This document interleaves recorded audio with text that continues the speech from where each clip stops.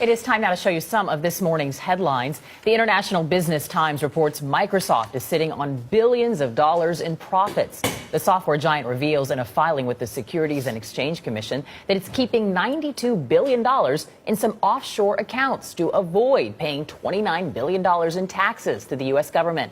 Microsoft says the U.S. is not entitled to the money, which came from Microsoft's foreign subsidiaries. When you saw the results of the Senate investigation into Microsoft's tax affairs and the allegation that about $4 million worth of taxes a day wasn't being paid because of the way that Microsoft managed their affairs, what did you think? I think that's about as incorrect a characterization of anything I've ever heard. It was the allegation that was made? No, it's just simply hogwash. Okay, which aspect is hogwash? The idea that Microsoft didn't pay its taxes. It's not that Microsoft didn't pay taxes, it's that they could have paid more taxes. Voluntarily? Yes, by choosing to organize their affairs differently rather than running them through Puerto Rico. Yeah, your numbers are just completely wrong. So, all right, let me put it another way. As a statement of principle, are you in favor of people paying as much tax as possible? I think that if your government should pass the tax laws that they need in order to collect the revenue they want to collect. I don't think, saying that people should volunteer to pay taxes is likely to raise that much. It can be tried, but, the rules are set. How do you persuade people that it's their political or moral duty to pay more tax in order that there can be some sort of redistribution? You make sure that they follow the law and pay their taxes. If they don't, you put them in jail. It seems to work. Bill Gates, thank you very much. When I go to Puerto Rico, and I know Puerto Rico and I invest in Puerto Rico, I've been there 12 years, so I know what it is. But when I go back to California, which is my main other place that I do business, and I tell people, come to Puerto Rico, they ask me, is it Costa Rica? Puerto Rico?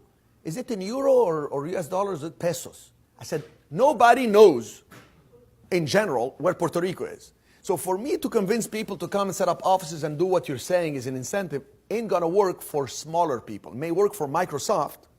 Microsoft saves in federal taxes $4.5 billion a year.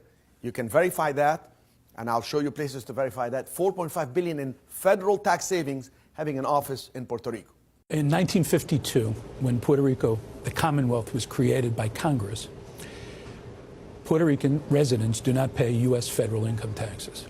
Last year, the government passed 3 laws, Law 20, 22, and 273.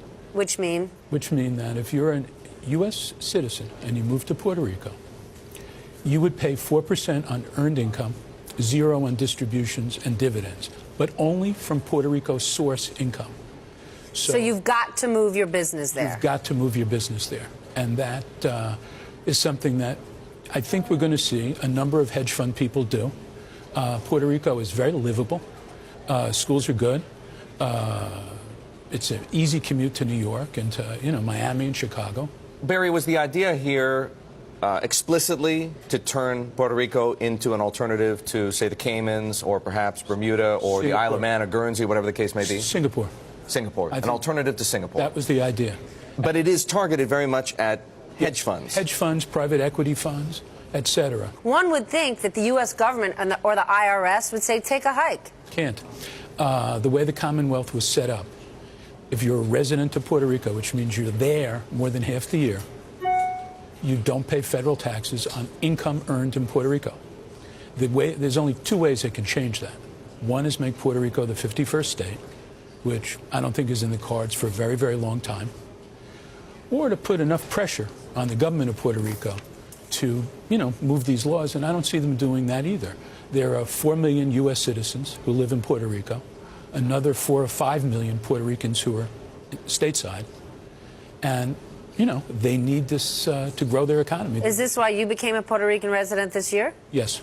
Yep, it is. So, He's walking besides the walk. yourself, Barry, and John Paulson, whom we've been talking about, who hasn't, from what we understand, made a decision yet, but is looking, how much momentum is there behind this effort to turn Puerto Rico into a tax, sort of a tax haven for hedge funds? A lot. There have been a lot of private equity and hedge fund people down there looking, and they're looking at the housing, they're looking at the schooling, they're looking at the style of living, they're looking at what the workforce is there, because they'll have to hire some people. I think it's his legal right to do what this isn't a question about what's legally right. It's about what's morally right, I guess. I don't think there's anything morally wrong with it also. I would think that any of these hedge fund and private equity people will still have a significant presence in Manhattan, okay? It's just a personal tax thing for these people. It may be a tough move, but I don't know. It was snowing here in New York City in March on Friday. Might not be the worst move in the world. I was at the Puerto Rican PGA Golf Open Friday. It was 82, beautiful, sunny. And I was in galoshes. All right, our special thanks to Barry Bremen.